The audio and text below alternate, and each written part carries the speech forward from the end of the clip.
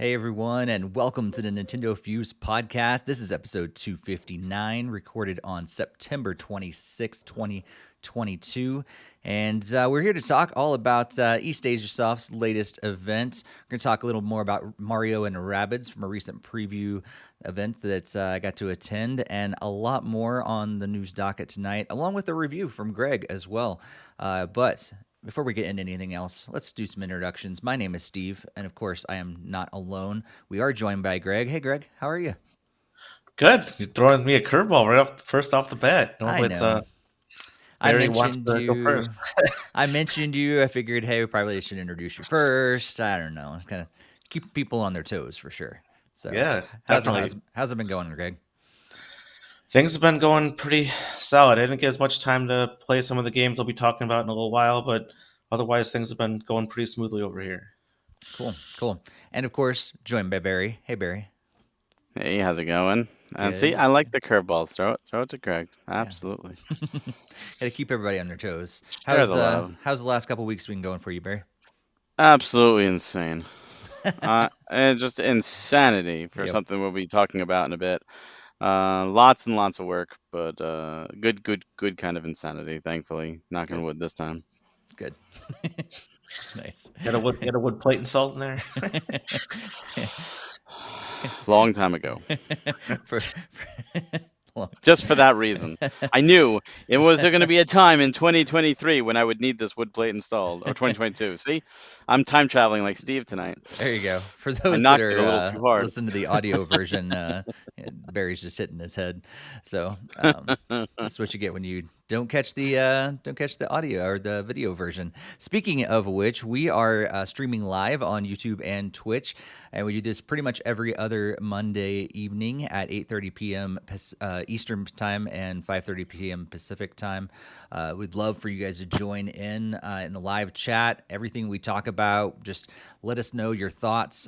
We absolutely just enjoy chatting with you guys. You're kind of like the fourth member of the podcast crew collectively, and we just love interacting with you.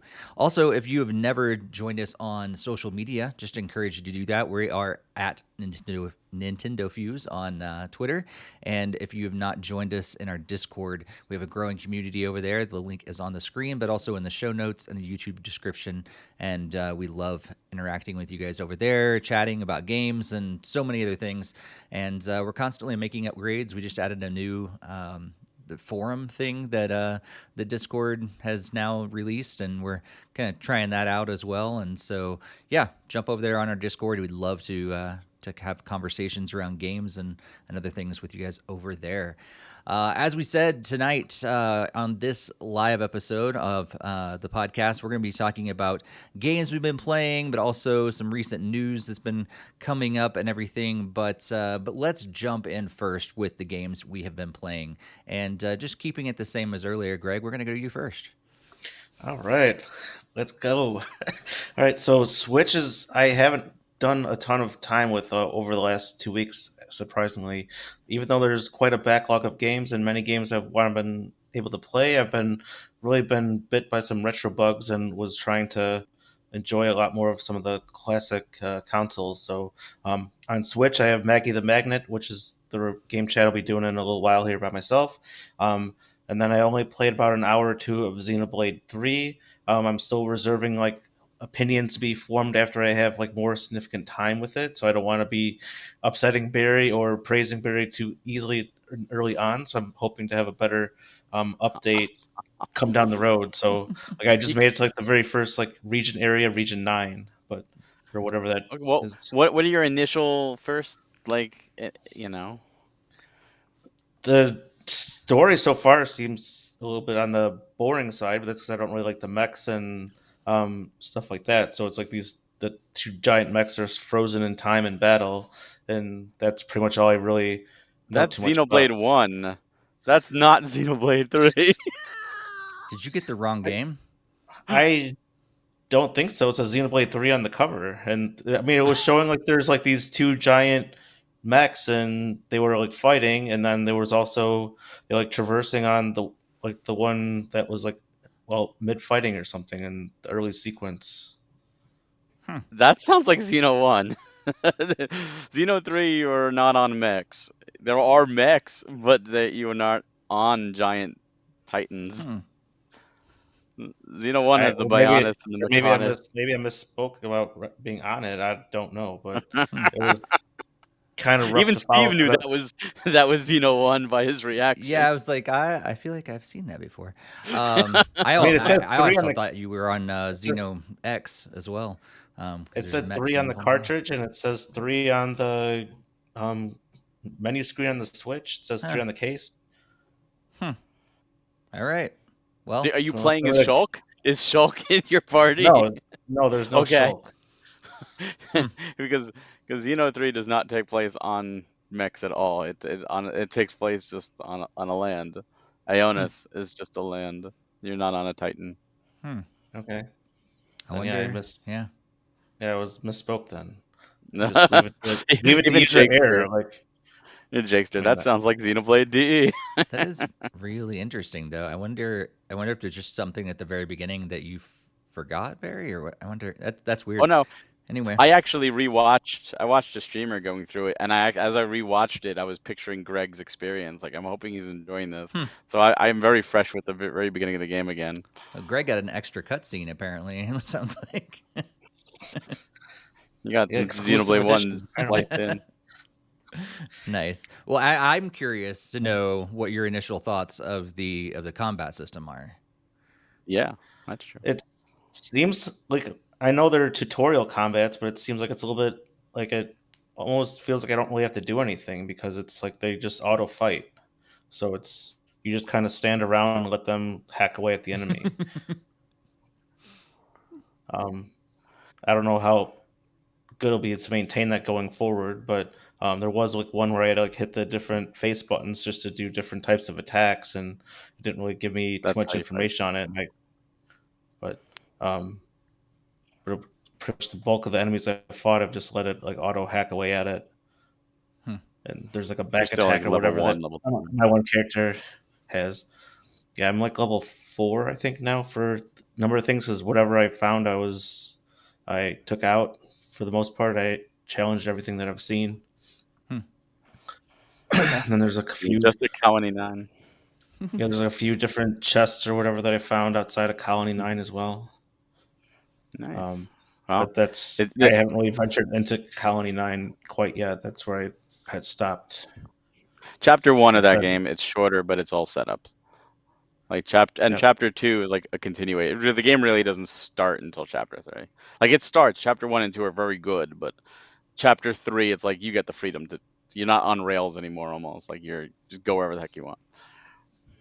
I mean, I was kind of disappointed you can't just climb and go wherever you want, because it's like the guy can barely jump. It feels like you need some jumping classes or something from Mario or something. Cause, yeah, you don't really need to jump that much.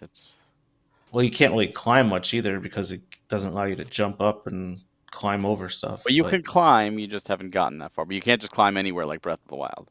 But you can climb later spots. But you got to get farther. I'll give you everything in the first minute. Yeah. Yep. So like I said, it's very, very brief so far, and it's very light initial impressions from like a single play session. So we need more next week. Yeah. So then I was at my partner's place. So I was able to play the PS4 for actually the first time. So we were playing like the Aladdin and the Lion King collection thing from Disney that she had. So that was kind of fun to play through some classic SNES games. We also were playing some Mortal Kombat 11, but we couldn't figure out how to activate a second player, so I don't know what's going on with that. She had 2 controllers, so we were mostly just taking turns playing against a computer player that was kicking our butts. Then on the original Nintendo, I was going through Mega Man 2, Bugs Bunny, Crazy Castle, and Wizards and Warriors, just some classic fun games I enjoyed playing growing up. And then still on mobile, still going after Faye. And then probably should take time to notice that I've been kind of sucked into Roblox with my daughter, because that's like all she ever plays on her iPad anymore. So I've unfortunately created my own account to kind of play along and kind of help monitor some of the games and chats and stuff that she is a part of. She's sucking you in. Yep. Nice, nice. How about actually before we go to Barry, Jakester in the chat says been playing Pokemon Explorers of the Sky. Started Metroid Other M, which he's enjoying. Tried Metroid Prime Hunters and quit, and that doesn't really surprise me. But and not really very fun. And then played Luigi's Mansion 1 from start to finish in one day, and also getting to the end of Earthbound. So that's cool. So Barry, what have you been up to?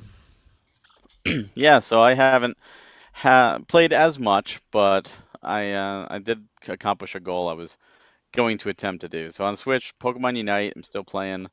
I've been doing that every day with my wife. We've been having fun. I started another free-to-play game, which was way better than I expected it to be, which is Asphalt 9 Legends. A lot of fun. It's like Burnout vibes, so I'm enjoying that. And then on the Switch, I messed around with Alicia Dragoon on the Genesis, which was one of the 3 games dropped randomly out of nowhere, and it was pretty cool. I didn't get terribly far, but it was just interesting to mess around with a game I hadn't played. The main thing I played though was on the PS4. Because of the Nintendo Direct last time, I said, "Hey, this game looks good. I might go back and try the first one," and that was Altilia Ryza, Ever Darkness, and the Secret Hideout. Because the third game looked amazing, and I said, "Well, it's not coming out till next year. I got some time. Let me try the first one because I have it," and I had a lot of fun. Is it perfect? No, but it was my first Atelier game, and they are crafting heavy RPGs, which I'm not the biggest fan of crafting. This is simplified, but what I didn't like was I was chugging along in the story, and it was great, and then suddenly it was like, oh, you need to make this, and you need your alchemy level to be 35, and my alchemy level was like 22, and I was like, oh crap. Like, here I was just enjoying the story, and now I had to come to a halt and had to grind my alchemy level up just so I could make the next MacGuffin to continue the story, but the characters were great. You can tell Tecmo Koei was cheap with it because it's Japanese audio with English subtitles only. So there's no English audio option in any of the ulterior, at least the Ryza games. But the world was, easy to explore. Fast travel was perfect. You could fast travel to any zone. The story was interesting. I think my biggest nitpick is that you have limited storage. So you have like 6,000 in your chest and your home base, which is great. That should still be more, but you only have 100 on you at a time. And in a game about crafting, it's about collecting materials. So I filled that up consistently and had to go back. But they use a weird mechanic where, like, there could be a bush, for example, and you could use a sickle to get, vines from it, or you can get an axe to get wood from it, or you can use a bug net to get bugs in it. So, like, depending on what you use, you get different materials. So you have to try all the different stuff, all your different tools with everything. And then as you get higher, you actually get like multiple tools together. So you get like the axe and the sickle together, like a combo. So then you get all the wood and all the vines at the same time. So it's really interesting to see, how they adapted this system, but it's super user friendly. I did play on the easiest setting, so combat was very easy to me. But I liked it. It was enough that I'm interested to try Ryza 2 when I have another break.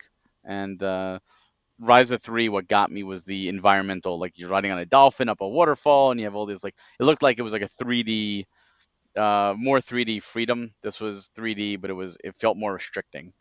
So I'm interested to see how the series evolves. But I did get, some playtime in a brand new RPG series, and I did enjoy it. PC still doing Final Fantasy 14. Lots of new content, just having fun with friends, and doing some raids and some mount farms. And on mobile, Mario Kart Tour still. Cool, cool. We also have Kevin joining us in the chat. Said hey, so hey, Kevin. Jakester's talking a little more about, I think, Mario, or not Mario, Metroid, Metroid Prime Hunters. Yeah, and I think like the controls really are the downside, I think, of that game. It's not bad, but it's I think it was one of those games that like seemed really cool to be able to have on mobile, and then you realize, oh, I wish I had traditional analog controllers to sticks to actually play this game like normal instead of having to use the touchscreen. But it was cool at the time. Definitely not I holding up. I wouldn't hate like a port of a lot of those games where you could use traditional controls. That'd be awesome, actually. Like, I still think. I mean, people have talked about it for a long time. The Kid Icarus Uprising, having a port of that and with traditional controls, man, that could be pretty cool. I don't know exactly how they do it, but people over at Nintendo are geniuses. I'm sure they can figure it out. Of course, I'd also like a regular game of Star Fox Zero with regular controls too. So I That's mean, gonna be a tough one. they fixed the controls for Skyward Sword. I'm sure they could do other games. I didn't mind Skyward Sword though. It like that was one that like made more sense. Like it was weird walking around, with just your shorts sticking up the whole time or whatever. That was odd. But the how they implemented the touch controls totally made sense. Like I think I would still prefer the motion controls for that game. Like I played I think a demo or something with the regular controls and I was like, I just don't like this as much. It wasn't built for that. Like it was built more for motion and I enjoyed it more. But to each his own. You have the options there, which is nice. Yeah, I did like the story of Hunters, but yeah, I was talking with Jake saying I had preferred that one over Other M, but apparently I'm in the minority now. So um, I liked Other M. I wonder if I would still like it though. I liked it at the time, but I wonder The if it biggest holds up. problem people have with Other M is A, the story because of the one scene with Ridley, and B, because it's very linear.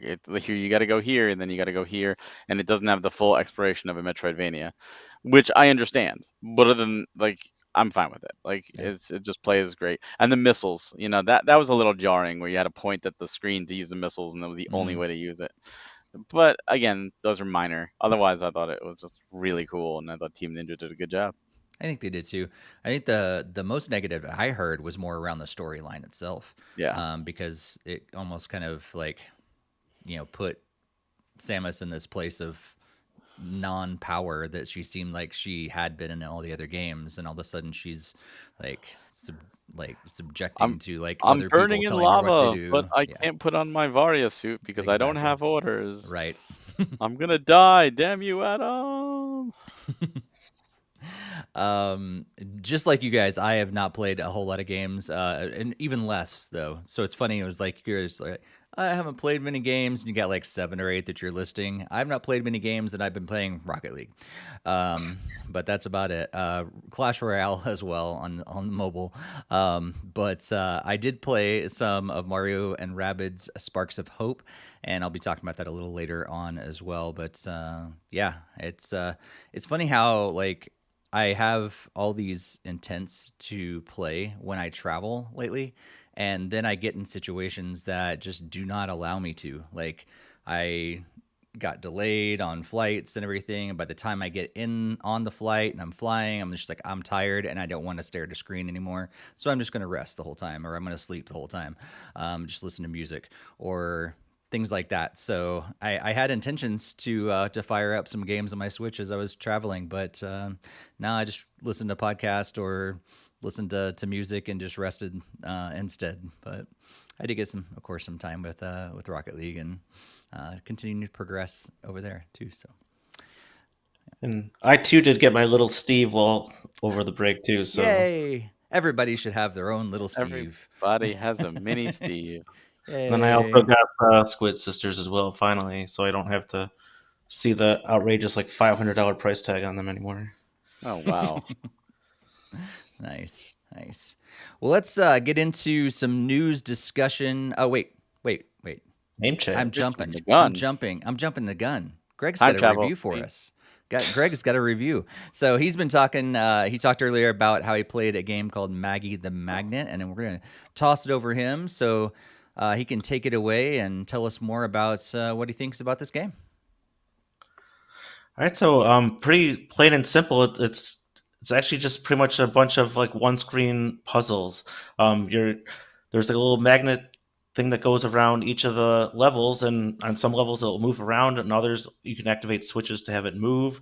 And for the most part, you just use like the magnetic pull and push motions using Maggie, and it kind of pulls her towards it, or like and then you can give yourself momentum to move around the courses. So if you're watching the video version, you can kind of see some of the trailers of some of the different levels you go through. So there's like that little spinning thing of magnet that goes across the level, and then you just kind of navigate through these like one screen puzzles, just kind of pulling yourself towards the magnet when you like need to dodge the other obstacles like spikes and pits and other things like that. Pretty much there's 100 and I think it's 160 levels within the game. There's like 10 or 15 worlds of 10 levels, and then there's also a hidden level within one of the levels within the world. So at one point there's like a hidden wall that you can kind of just um, go through, and then it reveals like a special hidden level that kind of relates to the idea as well. So it does a little bit of building where the levels get progressively more challenging, and also some of them that are kind of really simple, and you kind of just manipulate Maggie around to activate different switches to activate other like the magnets or electricity or whatever the case may be within the puzzle, and then you go through the little dotted line thing to go off the court, like kind of like out of the level. So they're all the levels are pretty much kind of structured the same and just on a simple screen, and it's just kind of navigating Maggie around through a bunch of different shapes and designs. Like there's like some animal shapes and some other things like that where the levels just have like very basic theming around it. Overall, I thought the game was a lot of fun. I made it through more than half of the levels. It's really easy to just kind of plug and play. You just as soon as you beat one level, it just launches you right into the next one. You don't have to go to any world map or anything. It just launches you right into the next puzzle, and that includes when you're going between worlds. You might not even realize you've um, progressed to the next world unless you actually exit out and go back to the main screen. So if you die, you instantly are restored, and then you can try the level again from the beginning. So everything is very straightforward and very simple, and I did have a lot of fun with it.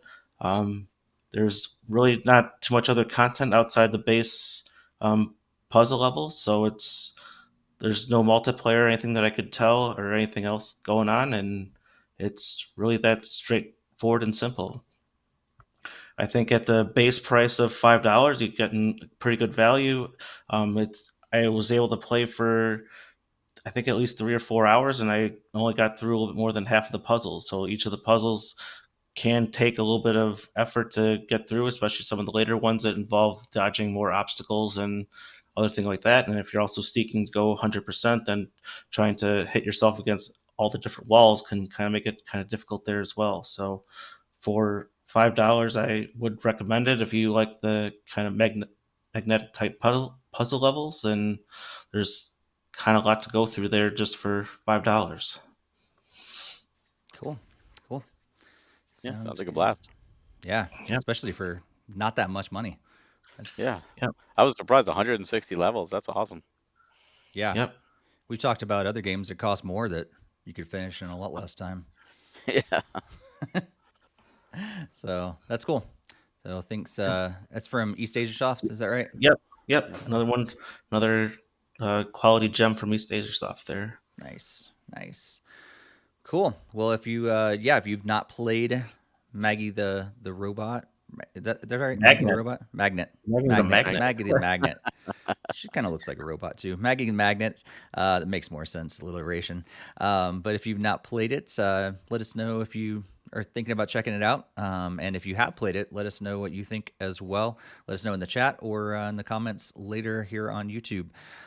But speaking of Eastasiasoft, now let's jump into some news. And Barry, would you let us know what happened with this recent special showcase that Eastasiasoft had? Yeah, they just Eastasiasoft put out a special showcase this morning to announce their partnership with Softstar on 4 different titles that they've been working with. So the first one is a game called Sea Horizon. It's a turn-based RPG with roguelike elements, really cool pixelated, sort of like cartoonish style, I should say, like two-dimensional artwork. The field is like a hexagon, looks almost like a game board. You get to move around and it changes all the time. This is coming to the Switch later this year, and there will be a physical. PlayStation and Xbox are coming early 2023. The second game they showed off is a spin-off of the Sword and Fairy series called Sword and Fairy In 2, and this is a pretty much like a puzzle style game. Yeah, it almost feels like a mobile game, truthfully. But it looks like there could be some fun here. It's coming to the Switch later this year and other platforms earlier next year. The third game they showed off was a complete 180 on everything, and that was the Bridge Curse Road to Salvation. It is a first person survival horror game. I think it's a Korean survival horror game with English voice cast for the first time. It's coming to the consoles. It didn't say what, so it could be on the Switch, it could be on other ones. The first half of 2023, so I guess we'll see. This looks almost like a little bit of Grudge. You're like in a camp, and just like six people trying to survive. Definitely, if you like spooky stuff, this one there's one to keep your eye out for sure. And the final game they showed off is a game that I never thought would ever come to America. I actually imported this on the PS4 with an Asian English release just for them to say we're bringing it to PS4 and Xbox. I think last year or earlier this year, called Zwan Yan Sword 7. And this is a long-running Chinese series. It's an action RPG series, and this time they announced that it's actually coming to the Switch in 2023, which is awesome. This is a standalone entry. It's based on Chinese mythology and looks really cool. I heard it's a little on the shorter side, but just it definitely does not look like something you would expect on the Switch. And in fact, even in overseas, it wasn't released on the Switch. But now it's coming to the Switch, and that's me really excited to possibly give it a try this way and see how it performs. So, Nice. did you guys get a chance to watch this showcase? It was short. It was less than 6 minutes. I did not. I saw that it was announced, and I have, man, this last couple weeks have been as per the games that I've been playing recently. I've been had a busy week, so unfortunately, no, I'm actually watching it for the first time right now as it's on screen. So, Greg, how about you? I did take a like 5 minutes before our podcast to play it. I was around like 7 o'clock, and or at least my local time, obviously. And I just saw that it was like a link, and I was like, oh, I may as well just try to see how much of the thing I could watch. And then I was like, oh, it's less than 6 minutes. I have time to watch the whole thing. So um, I thought the presentation was pretty cool. Pretty much just the first title, the Sea Horizon, sounds like it's the most appealing to me. I kind of like those kind of strategy like movement games because one of my favorite PC games from way back in the 90s was Heroes of Might and Magic, and used like different turns, so like you could only move so much space or whatever, and then like you reveal parts of the map and you collect resources and you're managing all the stuff at once. So that was like a huge favorite series of mine, and I was actually playing it not too long ago. But back to this, it kind of Sea Horizon kind of reminded me of that kind of style game, and that one really interests me quite a lot compared to the other ones. That pretty much not really too much interest in the other ones with having more action adventure RPG games, and like the horror game, it's not really my cup of tea. Hmm. Hmm. Yeah, I think just like I said, just watching it right now, I think the biggest thing that I would say is I am excited that that we're seeing these kind of games from Eastasiasoft, which is great because like for a long time, I've said before, I feel like they kind of put out the same kind of games over and over again, and they're a lot of times they're not my style or just the genre or the whatever content they're going after. I'm like, nope, not for me. This looks really cool, and I don't know. I'm sorry to Barry and other people. I didn't know about the Zon One Sword series, but this looks really cool, and I'm intrigued. So I'm gonna have to look more into this and check it out. I think it's interesting. I think this is it the Sword and Fairy game. Yet another RPG that has to do with Yeah. farming. But but Yeah. it looks great, but probably not my thing, as I've said. But we have tons. If that's your thing, Man, 2022 is the year for RPGs with farming elements. That is the genre to go after for sure. I hope it's not flooded.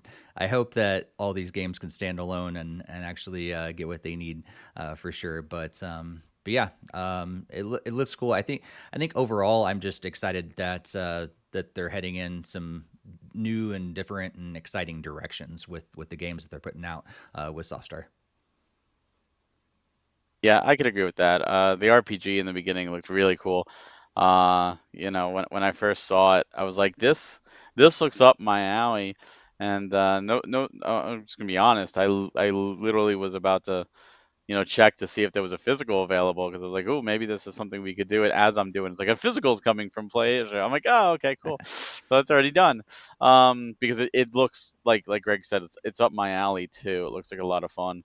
And Zwanyan, I'm probably gonna try that because I imported it and I was gonna play it because there's a couple of those games and I love Chinese mythology. I love any game that's really based on real mythology, and it's action RPG. So I'll give it a try. But I was surprised to see that coming to the Switch. That really took me. The first person survival horror is not for me, but I think it looks fantastic.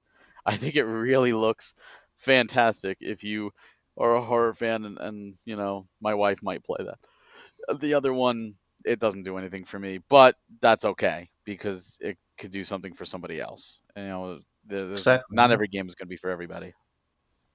Yep, yep, for sure. Well, cool.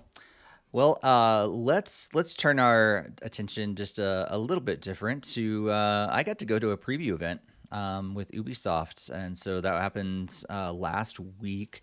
Was it last week? Week before Yeah. last? I got to head Oh, out to San Francisco and check out Mario and Rabbids Sparks of Hope, and got a preview build with some other people. I got to see Kit and Krista. Actually, they were playing right across from me. I just kept glancing over there. I was like, "Is that who I Did you think it talk to is? them? Is that who I think it is?" No, because I didn't want to it was a press event, and I didn't want to feel like, "Hey guys, I'm so excited to see you," sort of thing. But every time that, honestly, they were like, I think, removing themselves from everybody else on purpose a little bit more because probably they didn't want to be hounded by everybody. And so when like it came to lunch and stuff, I was like, maybe I'll go say hi, and I'm like, where'd they go? I can't find them right now. So every time I saw them, it was like during a play session. So I didn't, I was more focused on, getting some time with the game first before going to say hi. So stalking them from afar. that's right. That's right. Steve the Stalker. But yeah, Krista was like playing on the TV that was like directly on the other side of me. And then Kit was like off to an angle across from me. And yeah, as I'm playing, I just glanced over and was like, wait a second. I know who that is. I'm like, I think I do. I'm like, yeah, is that him? Yeah, it is him. So You that should was slip fun. like a NintendoFuse business card in their pocket to join our podcast, like for an episode. I wanted to walk up to him and was like, hey, you guys remember me? Because I met you uh, 10 or 12 years ago at PAX East, and when I checked out Mario Kart 8 for the first time. And yeah, they're probably like, no, we've met thousands of people since then. No, we don't remember you. But anyhow, more importantly, I got to play Mario and Rabbids Sparks of Hope. So yeah, we've got several videos up on our YouTube channel. If you haven't checked out that lately, we've got 4 videos of gameplay, and including also an interview with Quentin Corrigy, who is the associate producer for the game, and which is really cool because he was over like all these different studios. So Ubisoft had like, I think 2 or 3 different studios working on Kingdom Battle, but they've got like 5 or 6 different studios working on Sparks of Hope this time. And so Quentin was overseeing all the battle systems, I'm pretty sure is what he was directly over. And so like lots of different moving parts and lots of different people working on this game this time. So that was cool to chat with him for a little bit. And I'm pretty sure this is the first industry talk that we have on our site that's not hosted by Barry. So yeah, That's fine. it's a short one on it there. Unfortunately, it's not video, but we did get an audio interview with him. And so if you haven't checked those out, please do so. And that way you can see more footage of the game and also that interview. But much of the story, as I understand it, is focused in space this time. And sparks, because of the sparks of hope, the sparks are this combination of Lumas and Rabbids. So pretty much like most of the game, if you're familiar with the Mario and Rabbids game, it has a lot of both Mario characters and Rabbids characters, and there's combinations of the two. And so yeah, it's Mario and Lumas from the Mario universe and the Rabbids, and so they make sparks, apparently is what they call them. And I actually got to see the cutscene of how they name them, and it's funny because they were like, oh, Rabbid Lumas, right? And they're like, no, sparks. I'm like, okay, why? No reason. They don't get to be called Rabbid Lumas. They're just going to call them sparks. But yeah, I played the very beginning stage of Beacon Beach, and then I played a later level called Pristine Peaks. There's a palace within it, and I kept get confused. Pristine Palace or Pristine Peaks. So the palace is in Pristine Peaks. And yeah, just some general thoughts about the game. I like how the game is not just a tactical RPG, and that's it. It involves a lot of adventure and puzzle elements this time. So there's a little more adventure in Kingdom Battle, but a lot more adventure this time and a lot more puzzle elements as well. So it's not like you're just entering into tactical battles one after another. I really like how they remove the grid. It makes people like me who are not I don't like the grid-based tactical RPG things at all, but removing that grid, it made it feel more inviting to me. I really like also how the robot AI, I forgot what it's called, it's not out in front of your characters anymore. It's actually over the main character that you're controlling at the time. And so it's just a minor nitpick that I had of the last game, but I liked how they changed that this time. I like how also each character has their own unique set of weapons this time around, and you can also upgrade those weapons and upgrade the characters and all that stuff. My favorite new character is one called Edge, which is another combination kind of character, I gather, but it's not called like Rabbit Edge or whatever. It's just Edge. So I don't know much about this character exactly because I didn't play enough in the game, but it was the coolest character by far. Like all of a sudden you're having these other characters that are there just having their basic, guns and different things they're shooting, and Edge comes along and has this amazing weapon that just like cuts through everything, and we're like, you're my favorite now. And then there's upgrades with skill trees, so you can customize each character and make it exactly as you want it. So you can take away there's several different skill trees, and each of them will level up different parts of the character.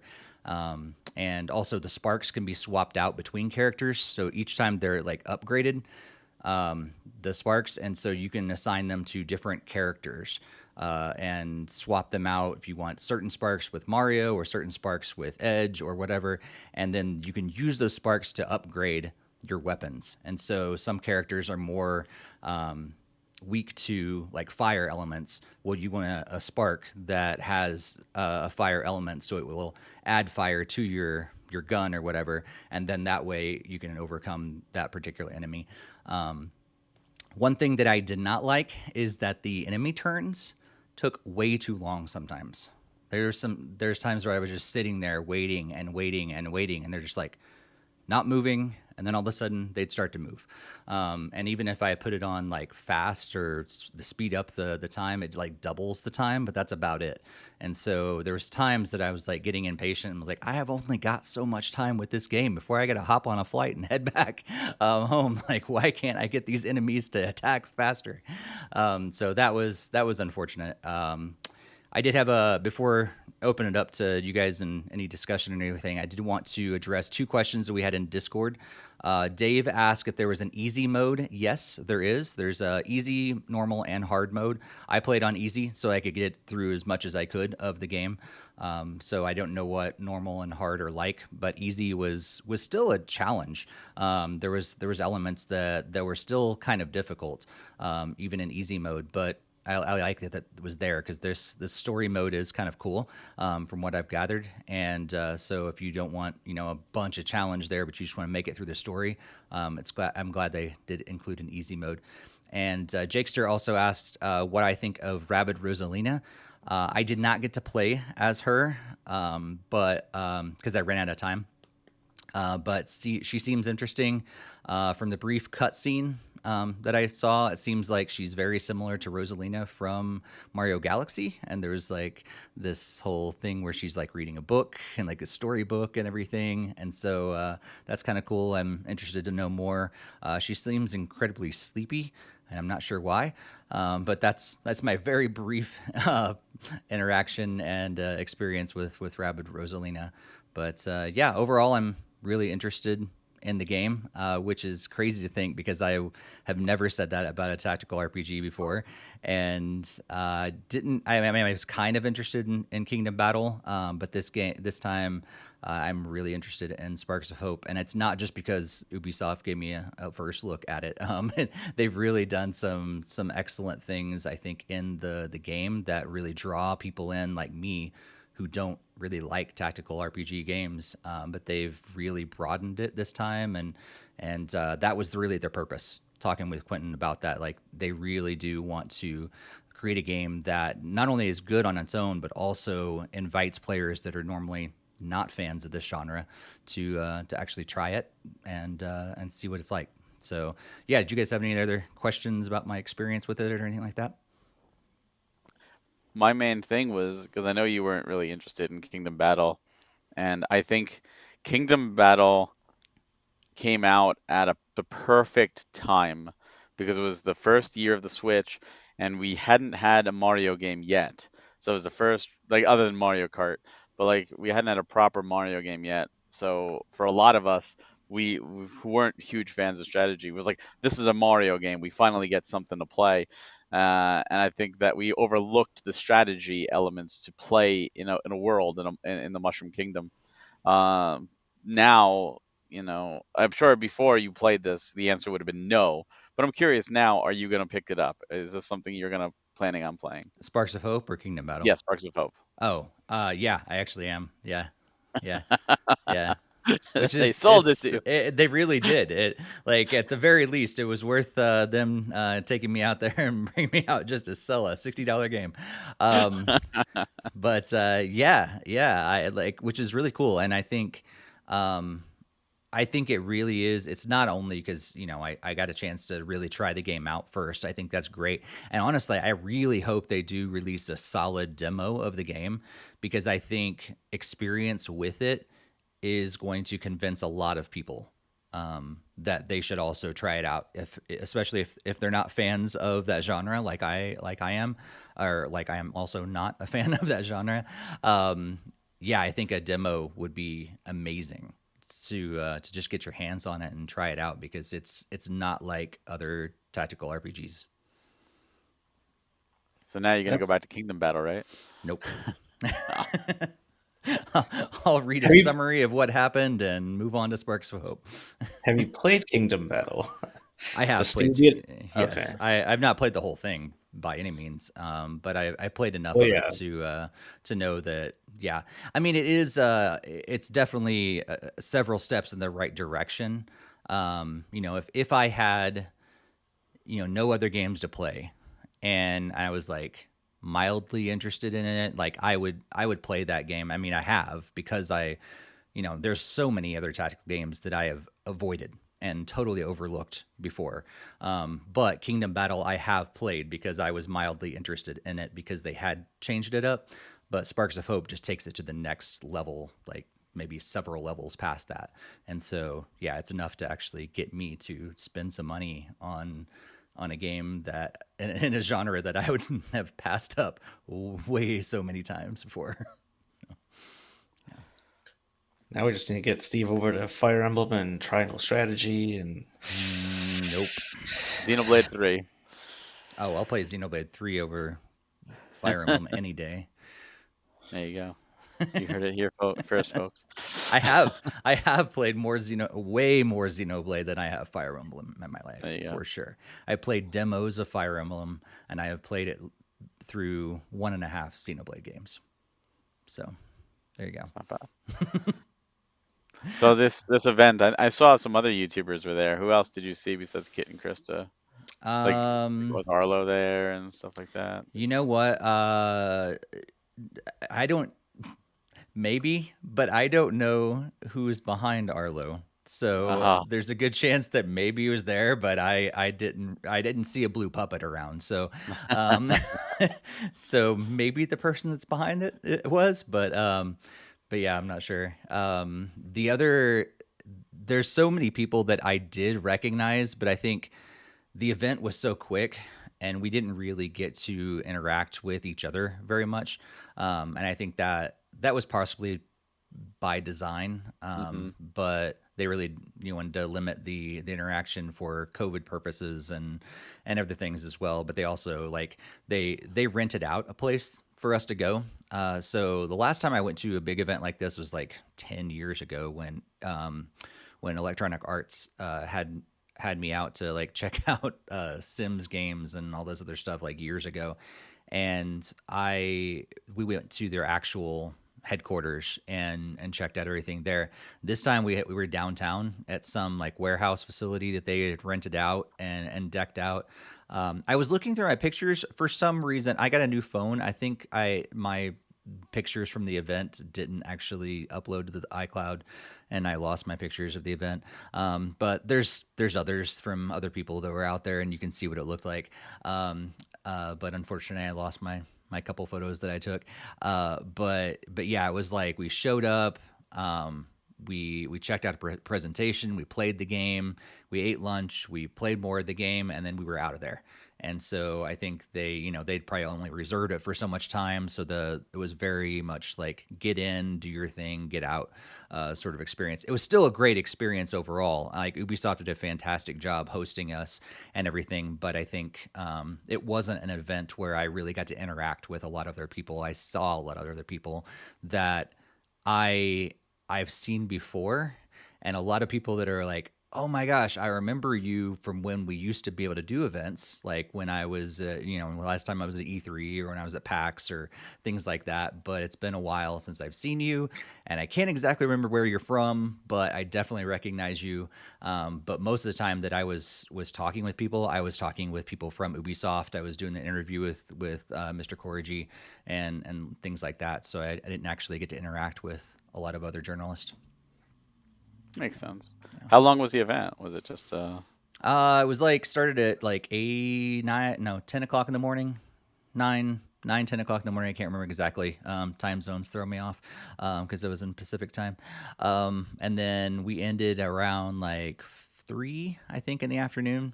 I ended a little bit after that because the guy that was assigned to my my PlayStation, not PlayStation like Sony, but my playing station.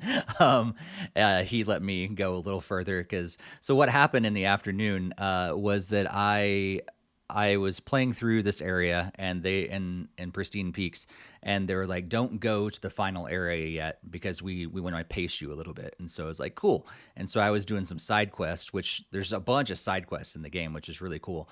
And so I was off doing a side quest and having a great time. There was some challenge there. And then a lady comes up and says that my time for my interview is ready. And so I go do the interview. Apparently during that time when I was doing the interview is when they told everybody that it's okay to go into the final boss. So I come back and I'm continuing the side quest, and I have no idea. And I'm like, okay, I guess at some point they're going to tell me I can continue on to the boss. And finally the guy's like, hey, you should probably back out of this and go to the boss because you don't have much time left. I was like, dang it. So I run out of the side quest area and this cave that I was in and hightail it over to the final area. And you'll see it in the footage as well, but there's this maze thing that I'm trying to get through, and I'm trying to figure that out, which is slowing me down. And then there's another area that's like Mario's done this many times where you have to pick the right doors and to continue or send you back to the beginning. And I just kept getting sent back to the beginning. I was like, I only have so much time. I got to figure this out. And so I finally got to the very end, and it's like 3:00 or whatever time we're stopping, and I've just made it to the final boss. And he's like, "Go ahead and go through. I'll let you watch the cutscene, and I'll let you watch the opening scenes of the battle, but you can't play the battle because we're out of time." And so that's where it kind of left off. So I got to see the cutscene with Rabbid Rosalina, and I got to see the final battle of that area kind of open up against Midnight, but I didn't actually get to play it, unfortunately. So, but See, that's their fault. They should let you do the battle at least. I should, but that's the cool thing about this game, though, that I did like, is there are so many side quests that you can get lost in. It's a little more open world like that. It's not exactly, because there's a linear story there, but while you're carrying on that linear story, you can go off to the side and do all these side quests and then come back as well. So there's a lot more game there this time, which is really cool, that I totally got lost in, and I think a lot of players will too. That's awesome. That has me excited. Yeah, so it's pretty fun. So I never thought I'd be saying that about a tactical game, but here I am giving it praises, which is crazy. Yeah, it's awesome. Yeah, let's see. Yeah, I think going to the chat, looks like Jakester would also like to meet Arlo, and Jakester's also thinking about marathoning both Mario Rabbids games when he gets the second game. I do have the first game, but wanting to wait until he gets the second. So cool. Well, let us know what you guys think about Mario and Rabbids, and if you have any other questions that maybe I can answer, you can let us know in the comments or the chat room if you're watching live, or let us know on social media and our Discord, all that stuff. But let's jump into some quick headlines before we kind of get to the later part of our episode this time, and several different things going on that we want to cover. So Barry, feel free to kick us off with this first one. Yeah, so this is what I've been doing for the past 2 weeks, and I've been longer than 2 weeks actually. This has probably consumed about 6 to 8 weeks of my life. Is coming up this Saturday, so close. This Saturday, October 1st, we are doing another Premium Edition Direct. This will be our Fall 2022 Direct, and this is over 30 minutes worth of announcements. This is a big script. For those that don't know, I do write the directs. So the last direct we did, which was 20 minutes, it was about 5 pages, and this one was actually 12. We had to cut it down a bit. There was so much, and even after writing, there's so much, gathering trailers and talking with developers and getting assets and images and videos, and there's a lot that goes in dealing with, working with the editor and making sure everything is just as perfect as we can be. So I really hope everyone enjoys this. It's going to be shown live, YouTube premiere at 8 p.m. Eastern on the Premium Edition YouTube channel. So make sure to check that out. And of course, it'll be available after. There will be a live Q&A after that in the Premium Edition Discord, which I will be there. So feel free to come on in and have fun. But I do hope you enjoy, because we've got some really exciting stuff. We've been keeping really tight to the chest that we can't say just yet, but less than a week, and we'll finally be able to talk about it. And I just hope you enjoy the presentation we put on. Nice. In case anyone's been looking for the next Super Mario game, you can find it actually on Super Mario Maker. Fans spent the last 7 years across both the Wii U version and the new version 2 on Switch to recreate an entirely new Mario game with using the Super World functionality. So you can check out the code on screen, and if you really want to see a game that was made with the same kind of course materials that they used to make the original first 4 games on the NES and SNES. Be sure to give this a check out. It sounds really interesting. Yeah, so we just talked about Kit and Krista. So on their recent podcast, they had a discussion with Reggie, and they talked about the pretty much the Smash Brothers Wii U trailer that was announcing the Mii's for Smash 3DS and Wii U, where it had Iwata versus Reggie, and how they actually filmed that, which is really cool because they used stunt doubles in Japan, and they didn't have anybody as tall as Reggie in Japan, so they had to film at like a low angle to make the Reggie stunt double appear to be bigger, and all the close-ups are them, but they didn't even film in the same area or even in the same country. Reggie filmed in the Northwest, Washington, while Iwata was somewhere in Japan, and the way it was able to come together was great. But it's really interesting to hear some of these behind the scenes stories and some of these classic trailers that we had the pleasure of seeing. Absolutely. And if you haven't heard, E3 is back. E3 is officially back. And yeah, we're going to be hearing all about it and seeing all about it on June 13th through the 16th of 2023. And it's going to be kind of separated into 2 separate events. The business days are going to be on June 13th through the 15th, and Gamer Days, which is open to the public, is going to be June 15th through the 16th. They're going to be held in separate halls this year to kind of separate those 2 different events. But E3 is happening officially June 13th through the 16th, and Reed Pop is going to be behind it this time. And this is a company that's been behind different events like PAX and many other big gaming events, so they know what they're doing for sure. Unfortunately, I'm going to be out of the country during that time, so I won't be around to watch E3 live this year, which is really sad.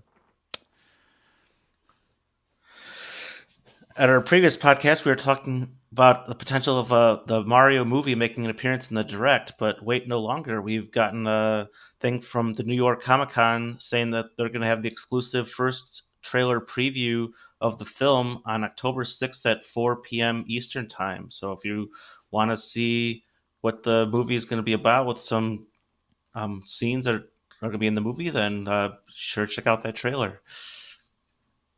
See, there's another thing you can thank Reed Pop for. Reed Pop puts on New York Comic Con, so see, they're back to back. And finally, Nintendo. Nintendo being Nintendo. That's really just the headline of this. It's really all it needs to be. Nintendo is removing Facebook and Twitter links to Nintendo accounts. They are removing the ability to sign in to your Nintendo accounts through a linked Facebook or Twitter account. It will also no longer be possible to earn My Nintendo points through missions that require linking a Facebook or Twitter account, and also discontinuing the ability to post Facebook and Twitter via the 3DS and Wii U for all 3 of you that still use that function. It was cool when it first, dropped. It was nice to be able to do that. I thought there was, big things on the horizon for Nintendo when they incorporated Twitter and Facebook linking. And couldn't you also post to YouTube for a while as well, like short clips that you were able to Maybe. record or something? I can't remember. Somewhere along the line you were able to post that, because I remember I think one of my first postings to YouTube on one of my YouTube accounts was from one of my Nintendo consoles, from Mario Kart, I think, one of the Mario Kart games. So yeah. Greg, any further thoughts about any of these stories? At least in terms of like the removing of the accounts, make sure that you have your account, like a Nintendo account, actually linked to like a normal email or whatever, so you still have access to it. If you have any like saved data, like on whatever, any of the Nintendo mobile games like Fire Emblem Heroes, and also blanking on the one that Barry likes a lot. Mario Kart Tour? Well, not only that one, but the one that's going Dragalia away. Lost. Yeah, Dragalia Oh, yeah. Lost. That if you use that to create your account or whatever, your saved data will be gone. I got notification in Fire Emblem Heroes that you need to make sure your account is like properly linked with that. So that's definitely a concern for anyone out there that might have that. Really excited for the Mario movie. really excited to see that E3 is back. It'll be, maybe I might have to see if I can try to go out there again and have another fun trip at E3. And yeah, the making of the Smash Brothers video, that was also really cool, and to learn more background information about that. And yep, then Cool. obviously excited for more premium news that everyone gets to see and share and talk about. Expand the realm of premium edition games. And then I actually might be checking out that Super World. I've been thinking about loading up Super Mario Maker 2 just to check out some of the cool Super Worlds. So that would be towards the top of the list, along with another one that I was following some other streamers play. It's like a one like series. Like they made an entire Super World on like 1-1 and all these different like combinations you can do with it. So that another Super World I'd want to check out as well. Cool. Barry, how about you? Yeah, when I saw that article about the Super Mario Maker 2, I immediately thought of Greg. I'm like, this is him. This is perfect for him. But yeah, that actually might make me boot up Mario Maker 2 again, at least sometime in the future. Maybe not right away, but that does sound exciting. The backstory with Reggie and Iwata, I love behind the scenes stuff like that. E3, and some people say we don't need E3. E3's outdated. I've always been a champion of E3, and maybe that's the nostalgia in me talking, but I love showcases. I love big events. It's gamer Christmas in June, so I'm always going to stand for it. Really excited about the Mario movie finally getting a trailer, which is ironic because usually I go to New York Comic Con, but this year I'm not able to because I have another show that I'm going to the exact same weekend. So I'm not going to be able there. So hopefully they do reveal that online. And as for Nintendo removing stuff and making things difficult and deleting people's data because they don't realize they have to, transfer over or whatever, that's A, Nintendo being Nintendo, which I'm not a fan of, and B, more of a reason to go physical and stop this service bull crap, because losing your hard-earned and fought data because of something like this, it would just piss anybody off. I'm sorry, like unless you just don't care. If I woke up and like all my data was gone from years of playing a game, I would just like someone would die. Like I would just find somebody who was responsible, and they might not be breathing by the time I'm done with the conversation. Well, Wow. on that note, Barry, tell us how you really feel. I loved Steve's reaction to that. That was great. Like that made It's if you're okay to listening to let this, you need to watch the video. I think it's okay to let Hassan out to breathe once in a while, Barry. no, That's right. damn it, no. Oh no, Hudson's gonna be the one that dies. No. It's not Hudson's fault. Yeah, I have a little bit of connections behind the scenes to a couple people that work for Premium. So, but I'm still really excited to see what you guys put out for sure. And I'm 30-minute direct is pretty exciting for sure. And then I kind of forgot about Super Mario Maker. I totally forgot. I was like, do I have that game? Oh yeah, I think I do. I don't remember when the last time I booted it up, but this might actually get me to boot it up. Jakester even says in the chat, Super Mario Maker 2 being relevant in 2022. Who to think? Who to thunk? So yeah, that's kind of what I was thinking as well.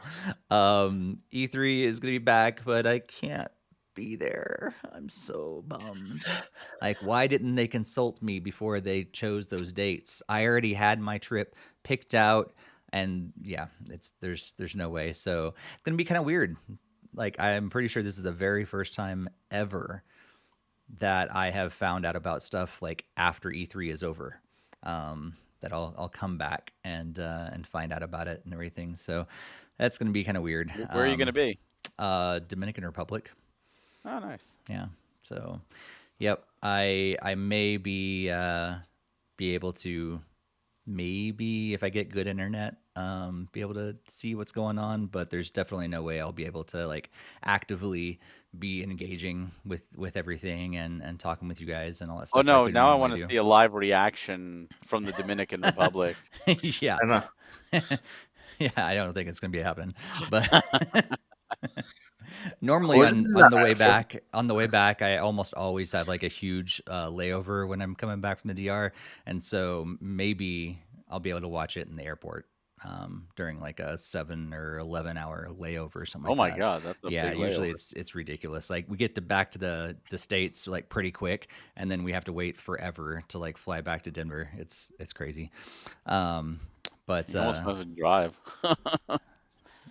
oh yeah, from in the States, yeah. I was like, you Yeah, can't once you're in drive the from States. Dominican, No, Barry. once you're there at the airport, because it's 11 hours till the flight, but Yeah, then you still have to wait for the flight travel too, and it's that's true. if it's on time and not delayed. You might as well just rent a car and just go.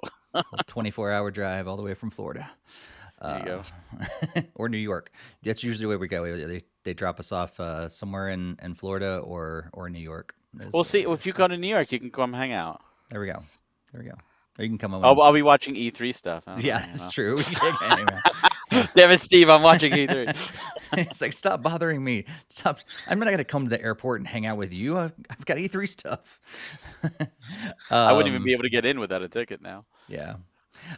Crazy with the trailer. I didn't actually think we're going to get a trailer for the Mario movie, but I'm interested to see what Mario sounds like. It better Chris be Pratt good. said he was floored when he saw it. He It said it was better be amazing. good. I sure hope so. I sure hope so. Well, if it's not, maybe you'll be like a Sonic movie where the fans will change it before it comes out. Maybe. I mean, thank goodness for that. The Sonic movies have been great.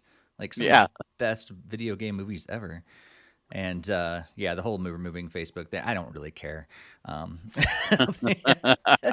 Doesn't matter to me. I don't care anymore. It doesn't surprise me either at all. Oh, But look who joined us in the chat. Yeah, Barry, let him oh, out. Hassan's there. We were just talking Not for about long. him. Barry has his way. No, I'm just kidding. Watch out, Hassan. Watch your back.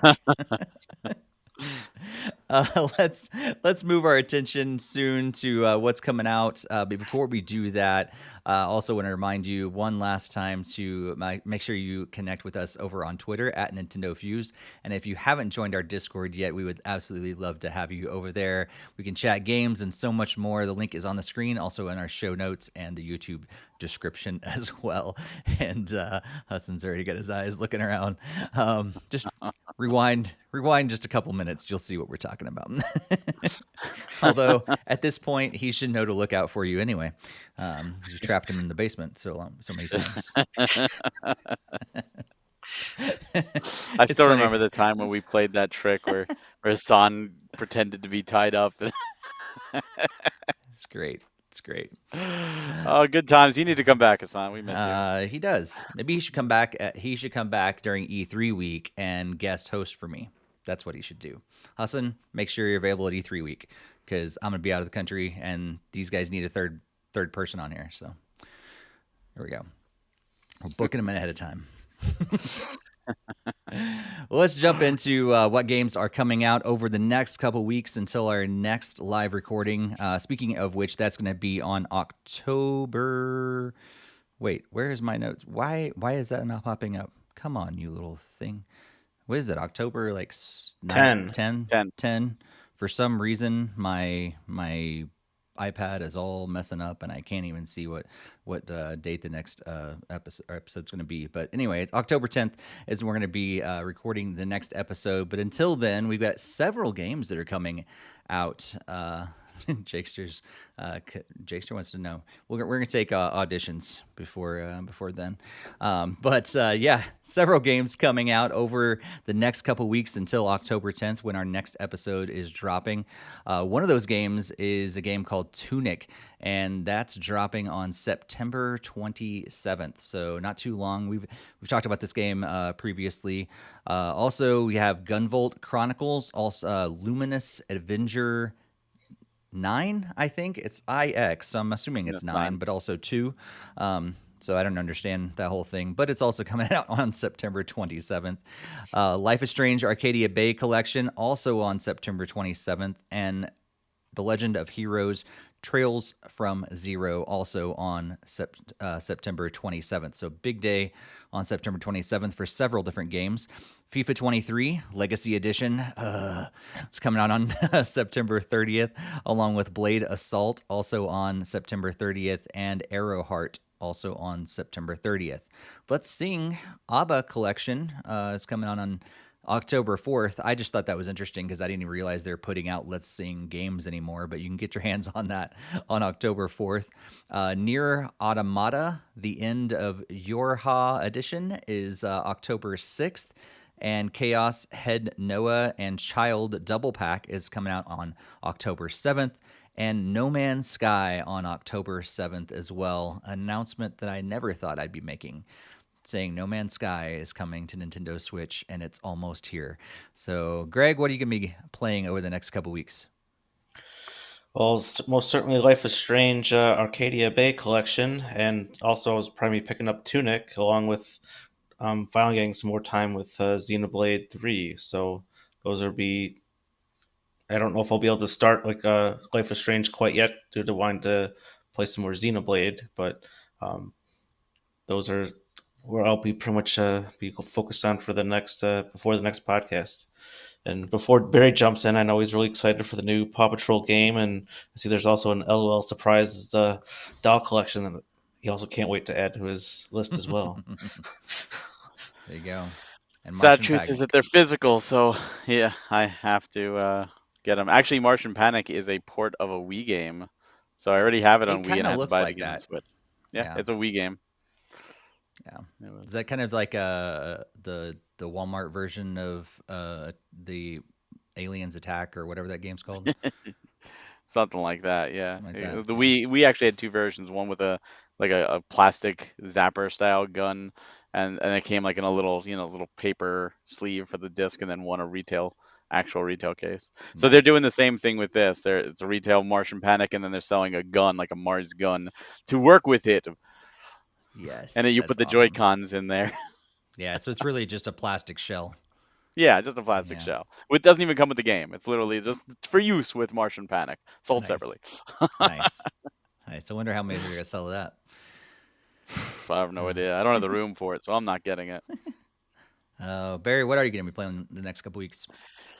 What I'm going to be playing was what I should have been playing a little bit today, but NIS America screwed me over pretty big time. Because my game I've been waiting to play is Legend of Heroes Trails from Zero. Can't wait. I ordered the collector's edition from their website. In August, I got an email saying you'll be billed soon, and on September 7th, I did get billed on my PayPal, billed for Legend of Heroes. Then I'm seeing shipping notifications from people. Why didn't I get mine? So I checked my account, and the order is no longer showing, even though I had an order number, and the order number isn't showing at all. Even though they charged me. So I have PayPal proof that they charged me for games that I pre-ordered, and now they haven't sent. And I sent emails, and I haven't heard anything from NIS. So I'm rightfully pissed off about that, especially because they did bill me. And I have another copy coming from Amazon the Standard, so I will be playing it for sure. But I am quite annoyed at NIS for literally dropping the ball. And I emailed them last week, and they still haven't gotten back to me. So very upset with their customer service. And if they don't get back, and then they rob me of $180, I'm gonna be really, really annoyed. And that's when I'm gonna might turn into a Karen online, because that's theft at that point. That is honest to God theft. And a lot of money too to steal. You should be able to collect a refund through PayPal, though. I could, but I want the item. Right. Yeah. And that's the problem, is that they literally stole. As far as I'm concerned, they stole from me. But that is the main thing I'm going to play. If I finish Trails from Zero before the next podcast, I'm going to try and get some time in with Luminous Avenger 9-2, provided the physical comes in time, because I love that series. That's the Gunvolt series.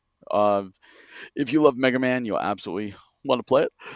And fun fact, the next podcast is actually going to be on my birthday.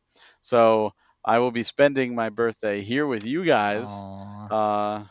Instead of with my wife, I will be here. And I told her, she's like, "So are you doing it next, in 2 weeks?" I said, "Yeah, I gotta be there with the guys, man. I'm sorry, hun." So Bros I'll be before here. hoes.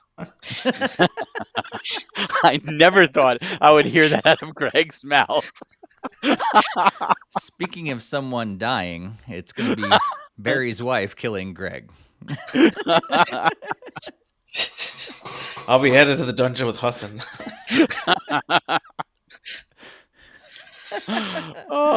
Oh boy. We need a sound clip of that now. Just Yeah. put on the soundboard. Greg saying. Yeah. Just throw that out every once in a while. Nice. Yeah, I'm definitely looking forward to Tunic for sure in terms of new games. And really do need to get back. Like, life is finally dying down. It's been ridiculously crazy the last couple of weeks, and so I do think I can spend some more time, finally get back to Life is Strange 2. Yeah, you need to finish that. Yeah, I do. I'm still in the first chapter because I just have not had enough time to sit down. And like I said, I think, the last time we talked about it a couple episodes ago, this particular game is heavier, I feel like, right from the very beginning. Well, not from right from the very beginning. At the very beginning, I was like, oh, this is going to be light and happy. And then all of a sudden the turn happens and I'm like, crap. So I have to pace myself a little bit more with this one. But I am excited to finally have a little more time to finish this one. We also got another game that we're going to be reviewing on the next episode. It's called Haiku. I forget. Is that what it's called? Yeah, I think it's Haiku. Haiku something with robot, maybe. I'm not sure. But you'll find out about it. I don't think anybody else has played it yet. So before the next episode. I played it already. Yeah, okay. We just forgot the name of it. But we'll remember it by the next time we talk about it. And then we just got some. What was that? I thought we were gonna do that game called CAR. That's the one after. Oh, that's me 2 after. Okay. Yeah. So cool. So, we got some. Loaded. We are locked and loaded for reviews for sure. And here's we haven't really done this in a long time, but if there are specific games that you guys are really interested in hearing our thoughts on that we have not talked about on the podcast ever before, let us know in the comments, let us know in our Discord, on social media or anything, and hey guys, I would love for you to do a game chat on this specific game. Maybe it's because you like hearing our different perspectives on this particular game and you'd love to hear that about a specific one. Let us know. We'll do our best to go after those games for sure, but we do review the ones that we get codes for and that the publishers give us an opportunity to play. But yeah, if there's ever any requests that you guys have that you would love to hear our thoughts on, be sure to let us know in all those different places. So get a hold of us. And if you have any questions, we've not done this in a long time, but you can shoot your questions in our Discord and social media. But we also have an email, podcast@NintendoFuse.com, and you can shoot us up an email over there and let us know any thoughts, questions, anything that we should address in future episodes as well. Greg, what are you going to be up to other than the playing games over the next couple weeks? Anything exciting? Not really a whole much going on my end. Obviously, I'm still going to be hopefully trying to get some time to do some more cold calls for premium and being stay tuned for the direct, obviously, for next Saturday. But pretty much outside of that, not a whole lot of other personal life stuff going on. It's just kind of the fall's finally kind of coming around and more time to be spending inside as the weather gets colder. So hopefully more time for games.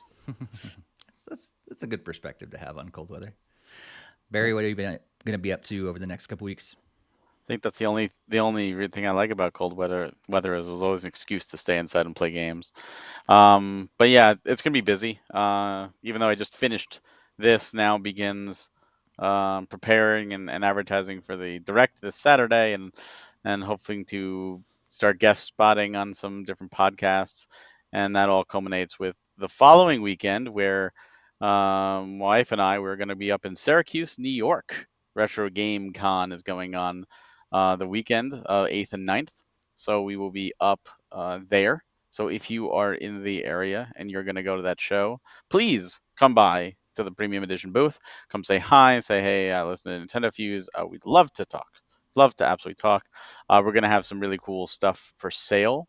We're going to do a panel. The panel is on Saturday, so I'll be doing a panel with my buddy Frank. Frank will be there, who does our streams, and awesome dude. So looking forward to finally getting to meet him. And then of course I come back to do this wonderful podcast on my birthday. So it's crazy. It's crazy. And actually this Saturday, this upcoming Sunday, the day after the direct is actually my wedding anniversary. So it's like all of this is just happening Wow. all together in this two-week period. And then even more after the next podcast. It doesn't stop. It doesn't stop. Wow. But looking forward to it. It's all exciting stuff. And just I'm hoping you all check out the direct, and I hope you all like it. Labor of love for sure. A lot of work, but it's all worth it in the end to make people happy. Hopefully. Yep. Absolutely. Yeah, I'm excited that I don't have a whole lot going on the next couple weeks. That has not been the case, and so I'm looking forward to getting some downtime, playing some more games, and we'll see what else I end up playing. Hopefully, I have a lot longer list than just Rocket League and Mario and Rabbids the next time, for sure. Or maybe I'll just get sucked into Life is Strange, and that's all I play as well. So something is going to happen that I'll have some stuff to talk about for the next episode for sure. But the next episode is on October 10th, like we talked about, and on Barry's birthday. And so, yeah, make sure you tune in live if you never tuned in. Maybe this is the time to tune in live to celebrate Barry's birthday with us. We stream live on YouTube and Twitch at 8:30 p.m. Eastern Time and 5:30 p.m. Pacific Time. You can join us on either platform. We'd love to have you jump in the chat and just let us know all the thoughts that you have around everything that we talk about. We love interacting with you guys throughout the episode. But until then, happy gaming, everybody. Have a good one. See you next time.